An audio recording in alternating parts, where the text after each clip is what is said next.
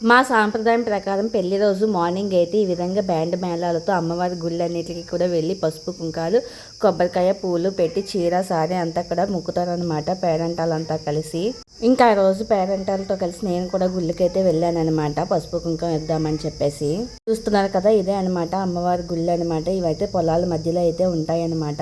నేను విలేజ్ లో ఉండేదే చాలా తక్కువ, అందులోనే విన్నప్పుడు మాత్రం ఇలాంటి వీటిల్లో మాత్రం పార్టిసిపేట్ చేయడానికి అయితే ముందుంటాను.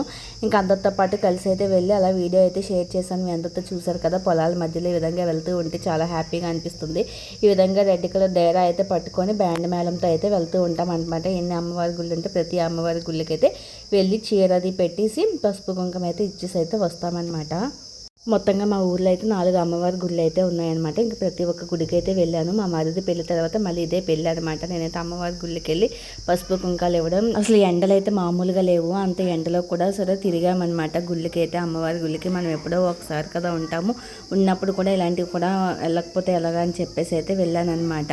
చూసారు కదా, ఇంకా చాలా తక్కువ అండి. ఇంకా ఒక్కొక్కసారి అయితే చాలా ఎక్కువ మంది అయితే వస్తూ ఉంటారు. అందరూ కూడా చాలా వరకు ఎవరి పనుల్లో వాళ్ళు ఉండడం వల్ల ఇంకా మేమైతే అలా అయితే వెళ్ళామని. ఆ సైడ్ ఎవరి పెళ్ళిళ్ళు అయినా సరే ఈ విధంగా పెళ్లి రోజు మార్నింగ్ అయితే అమ్మవారి గుళ్ళకి వెళ్ళి చీర సారే పసుపు కుంకుమ ఇచ్చి అక్కడమైతే ఆనవాయితీగా అయితే చేస్తాము. ఈ విధంగా అందరితో కలిసి గుళ్ళకి అది వెళ్తే సరదాగా చాలా హ్యాపీగా అయితే అనిపించిందండి. చాలా బాగా అనిపించింది అనమాట. సో ఇదనమాట వీడియో నచ్చితే లైక్ చేసేయండి.